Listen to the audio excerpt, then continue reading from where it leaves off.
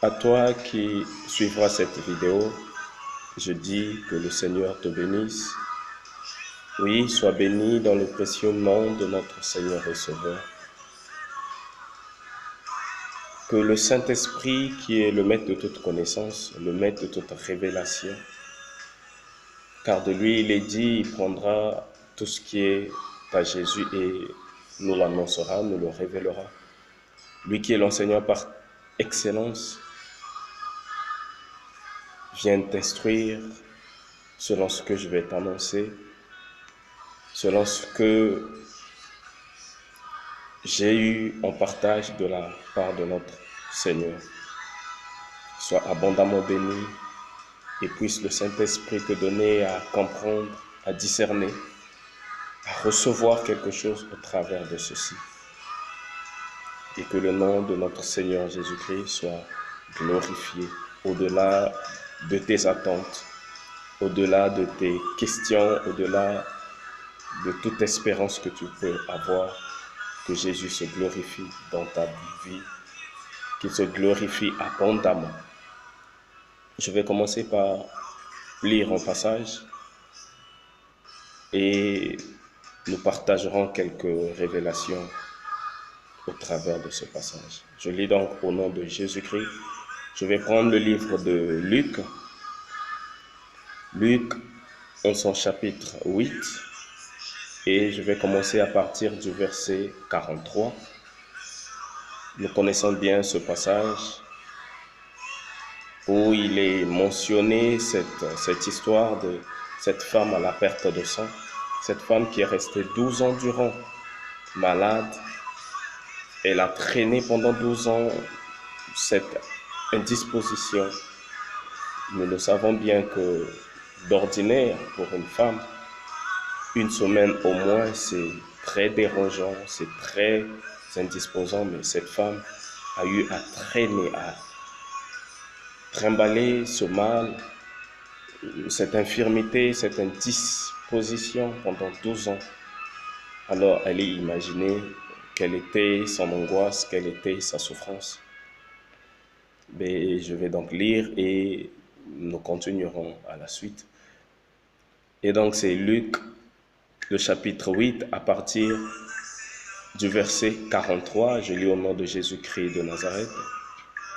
Le verset 43 dit, « Or, il y avait une femme atteinte d'une perte de sang depuis 12 ans et qui avait dépensé tout son bien pour les médecins, sans qu'aucun n'ait pu la guérir. Elle s'approcha par derrière et toucha le bord du vêtement de Jésus. Au même instant, la perte de sang s'arrêta. » Le verset 45 dit, « Et Jésus dit, « Qui m'a touché ?» Comme tous s'en défendaient, Pierre et ceux qui étaient là avec lui dirent, « Maître, la foule t'entoure et te presse. Et tu dis, qui m'a touché ?» Enfin, le verset 46, par où nous allons nous arrêter pour l'instant, dit, « Mais Jésus répondit, « Quelqu'un m'a touché, car j'ai connu qu'une force était sortie de moi. » Amen.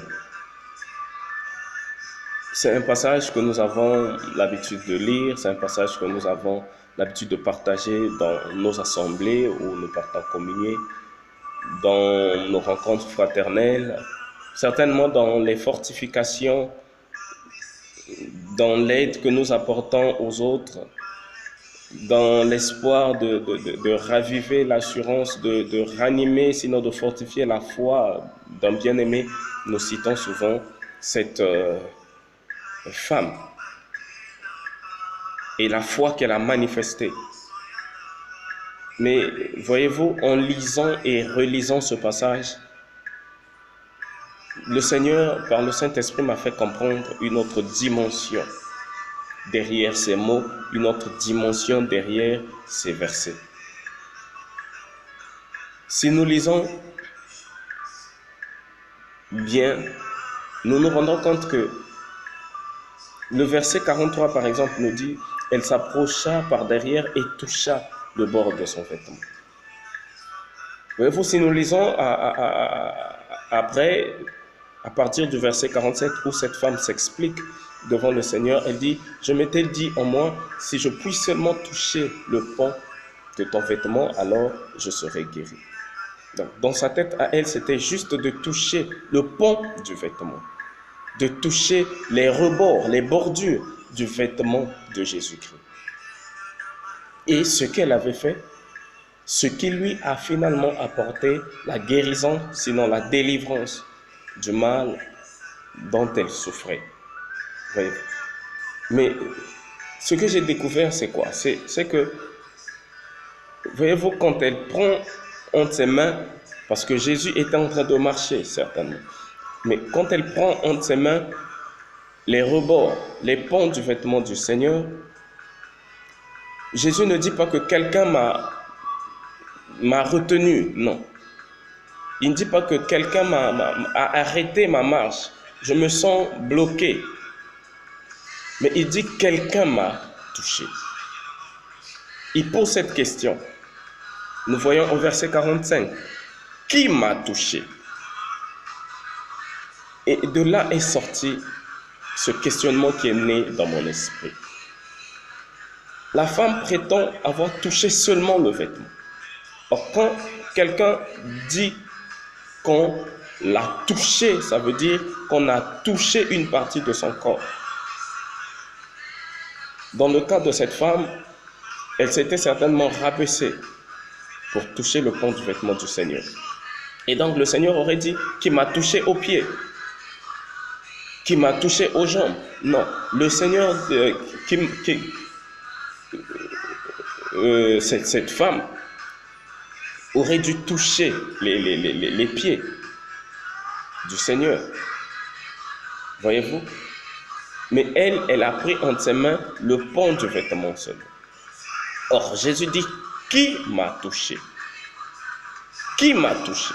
Donc, elle aurait dû certainement toucher les pieds, les jambes du Seigneur, alors qu'elle avait seulement pris entre ses mains le pan du vêtement du Seigneur. Et le Seigneur la demande, qui m'a touché? Et on voit avec la foule qui était là, avec l'empressement, la pression qui était tout autour du Seigneur, les apôtres, Pierre notamment, en avance, dit, mais la foule est là, elle t'entoure. Le Seigneur ne demande pas qui m'entoure, non. Pierre ajoute, non, la foule te presse. Le Seigneur ne demande pas qui me presse, non. Sa question est bien claire. Qui m'a touché? Qui m'a touché? Voyez-vous? Qui m'a touché? Et nous savons que si nous prenons par exemple le livre de Lévitique, Lévitique 15, au verset 25, ce passage nous dit, « La femme qui aura un flux de sang pendant plusieurs jours, hors de ces époques régulières, ou dont le flux durera plus qu'à l'ordinaire, sera impure. Tout le temps de son flux, comme au temps de son indisposition menstruelle. » Voyez-vous, le temps normal est, on va dire, d'une semaine au moins pour une femme normale, une femme ordinaire. Et le livre de Lévitique, qui donne le cadre de la loi, des ordonnances données par le Seigneur au travers de Moïse, nous dit qu'une femme, d'abord, dans son état normal, où elle doit avoir ce flux de sang chaque mois, était dite impure. Et donc, elle devait se mettre en ce temps-là hors de sa famille, sinon hors du peuple, pendant un certain temps, jusqu'à se purifier à la suite. Quand ce flux était terminé, elle devait ensuite se purifier pour revenir dans l'assemblée, pour revenir dans la famille. Mais ici, cette femme a trimballé cette indisposition pendant 12 ans. Donc, en temps normal, toutes ces 12 ans-là, elle devait être loin du peuple.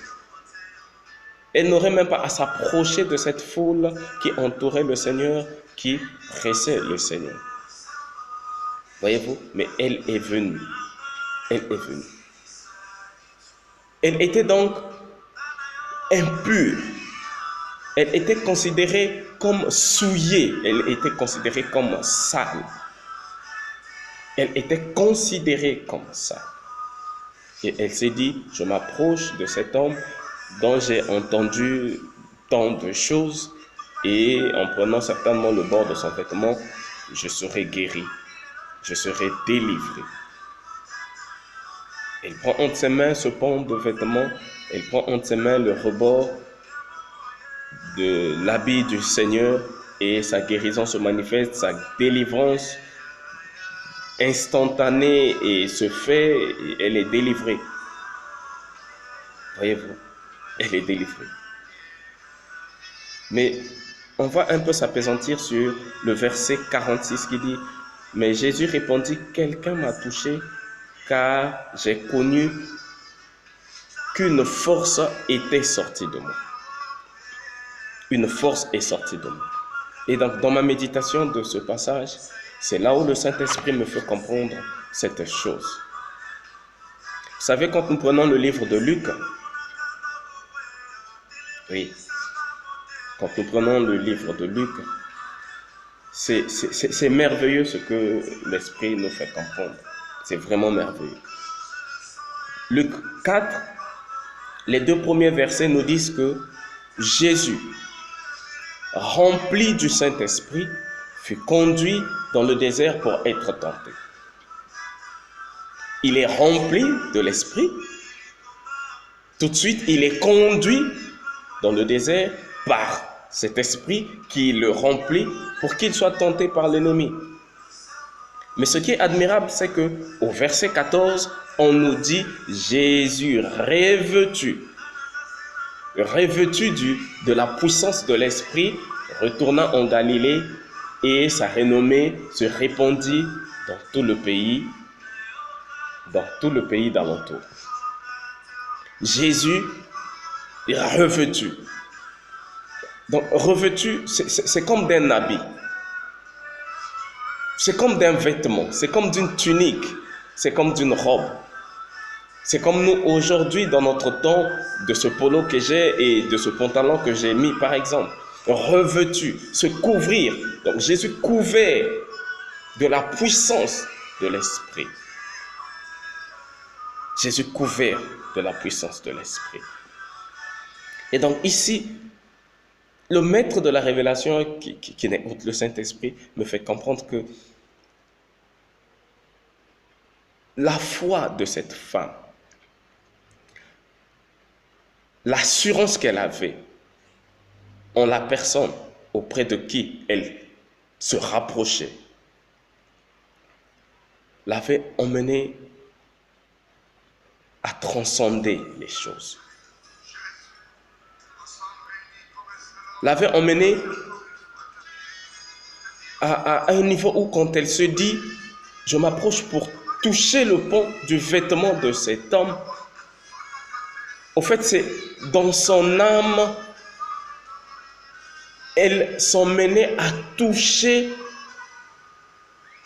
ce vêtement spirituel qui n'est autre que la puissance du Saint-Esprit dont Jésus-Christ de Nazareth était revêtu. De ses mains, elle prenait le pan du vêtement physique, mais de son âme, elle avait pris, au fait, entre ses mains, ce vêtement spirituel qui n'était autre que la puissance de l'Esprit de Dieu, la puissance du Saint-Esprit. La force de délivrance, la force de guérison, la force de restauration, la force de résurrection. Voyez-vous, même quand on dit que que dans le séjour des morts, le Saint-Esprit a déployé la puissance de résurrection. Donc, le Saint-Esprit a mis en exergue la puissance, la force de la résurrection pour ramener notre Seigneur d'entre les morts à la vie. Et ici, dans ce vêtement-là de puissance du Saint-Esprit, quand ce vêtement entre en contact avec le vêtement de souillure, avec le vêtement d'impureté, avec ce vêtement sale dont cette femme était revêtue depuis 12 ans, le Seigneur sent quelque chose en lui. Il sent au fait ce vêtement comme le quitter. Et il reçoit en retour comme ce vêtement d'impureté qui était, dont cette femme était revêtue, venir sur lui. Il a senti quelque chose le quitter. Il dit, j'ai senti comme une puissance, comme une force. Une force m'a quitté. Quelque chose m'a quitté. Et cette chose m'a quitté pour aller auprès d'une autre personne. Qui m'a touché? Qui m'a touché? Voyez-vous, le toucher ici prend une autre dimension. Le toucher ici prend une autre manifestation. Un toucher physique, mais qui, dans ses effets, dans son agissement, est au fait spirituel et spirituel. Instantanément, cette femme a eu sa délivrance. Instantanément, la souillure qui devait l'écarter du peuple, qui devait la mettre à l'écart de sa famille, était partie. Et elle avait reçu un nouveau vêtement. Spirituellement, son âme avait reçu un nouveau vêtement. Les ténèbres qui l'environnaient s'étaient dissipées. Et la gloire, cette gloire dont il est signifié ici dans Luc 4, le verset 14, on nous dit « Jésus revêtu de la puissance de l'Esprit retourna en Galilée et sa renommée se répandait dans le pays d'alentour. » Le verset 15 dit « Il enseignait dans les synagogues et il était glorifié par tous. » Voyez-vous, cette gloire avait agi. La foi de cette femme l'avait emmené à vivre des choses différemment, l'avait emmené à vivre des choses autrement. Ce qui était physique s'était manifesté dans le spirituel et le miracle s'était fait et le miracle était là instantanément. La chose s'était faite, la délivrance s'était opérée, la guérison était manifeste. Et c'est quelque chose de très profond. C'est quelque chose que chacun de nous, selon la situation que nous sommes en train de vivre, selon le besoin que nous avons, et selon l'assurance que nous avons du Seigneur. Vous savez, la Bible dit que celui qui s'approche de Dieu croit que Dieu existe et qu'il est le rémunérateur de ceux qui le cherchent. Il est le rémunérateur. Voyez-vous.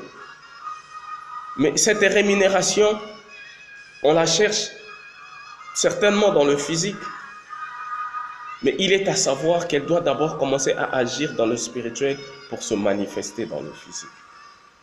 Jésus a senti une force le quitter, une force le quitter. Mais pourtant, cette femme avait simplement pris le pan du vêtement. Mais spirituellement, elle avait touché le vêtement, la sainteté, ce fin lin qui marque la sainteté dont le Seigneur était revêtu.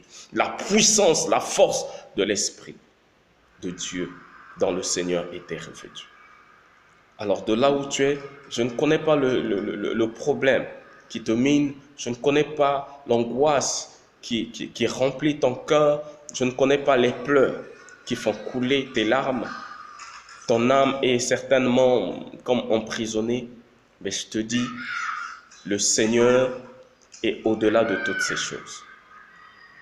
Jésus-Christ de Nazareth, celui qui est mort à la croix, celui qui est allé dans le séjour des morts, il est resté 3 jours et il est ressuscité. Il est sorti victorieux de la mort et de son séjour. Je te dis qu'il est capable de tout. Et seulement, l'Esprit de Dieu veut t'emmener à transcender les choses. À transcender les choses. Oui, la chair a ses besoins, la chair a ses désirs, et la chair, il y a aussi des chocs qui font vibrer la chair et tout. Mais je te dis qu'avec Dieu, tout est capable. Tout est capable. Il te faut simplement arriver à voir les choses comme cette femme a vu les choses. Voyez-vous, l'Esprit me met encore à cœur cette histoire de Anne. Voyez-vous, pendant que les autres mangeaient, elle partait pleurer au sanctuaire.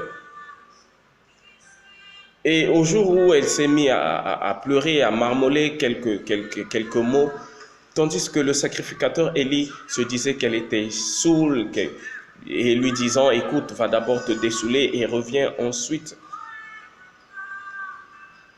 Mais quand elle a raconté son histoire au sacrificateur, et que le sacrificateur lui a juste sorti quelques mots, certainement pour la fortifier, pour la relever. Mais dans son âme, elle s'est sentie apaisée.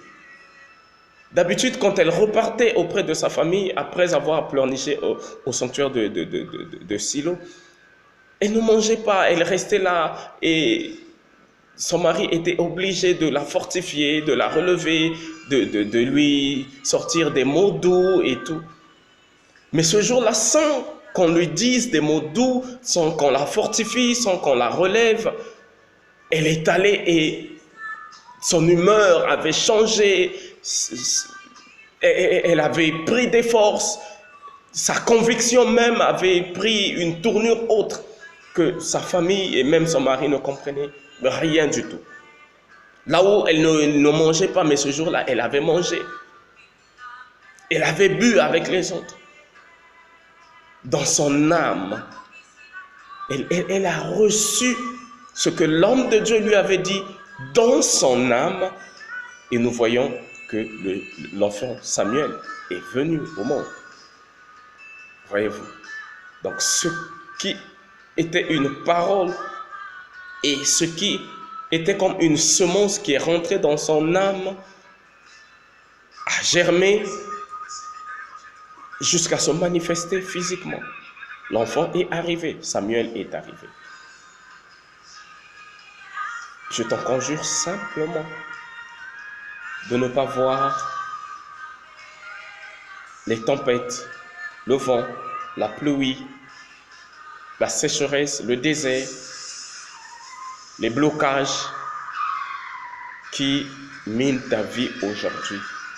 Mais je te demande simplement de regarder au Seigneur. Oui, regarde simplement au Seigneur. Au Seigneur simplement. Et ce, de toute ton âme. Quand tu le fais de toute ton âme, c'est sans angoisse. Quand tu le fais de toute ton âme, c'est sans doute. Quand tu le fais de toute ton âme, c'est sans questionnement. Quand tu le fais de toute ton âme, tu ne regarderas pas à gauche, tu ne regarderas pas à droite. Quand tu le fais de toute ton âme, tu sors rassuré. Même sans avoir vu ce qu'on t'a annoncé. Même sans avoir vu ce qu'on t'a prophétisé. Même sans avoir vu la réponse à la question que tu as posée. mais tu sors avec la conviction que tu as déjà reçu et la chose va se manifester. La chose va se manifester. Que Dieu te bénisse, que Dieu te fortifie, que Dieu fasse de toi un homme spirituel. Mon père spirituel, mon père dans la foi, nous dit toujours que l'homme est tout d'abord spirituel. L'homme est un esprit dans un corps physique. L'homme est un esprit dans un corps physique. Parce que à l'origine, au commencement, l'homme dont Dieu parle, quand il dit faisons l'homme à notre image et à notre ressemblance, c'est l'homme spirituel. Et voyez-vous, quand il façonne l'homme de la poussière de la terre, il était inerte, il était sans vie. Mais pour qu'il vive, il a dû souffler dans ses narines. Et la Bible dans Genèse nous dit qu'il est devenu, cet homme qui était inerte, cette statue qui était sans vie, est devenue une âme vivante. Une âme vivante. Le souffle de Dieu, l'Esprit de Dieu, la vie de Dieu dans ce qui était inerte a fait de cet homme une âme vivante. Et aussi, toutefois qu'il est consigné des gens qui se sont convertis, des personnes qui se sont converties dans la Bible, surtout après la Pentecôte, la Bible nous parle toujours des âmes.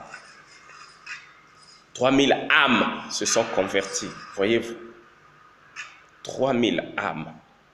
La vie de Dieu commence dans ton esprit, dans ton âme. Dans ton esprit, dans ton âme. La vie de Dieu commence dans ton âme.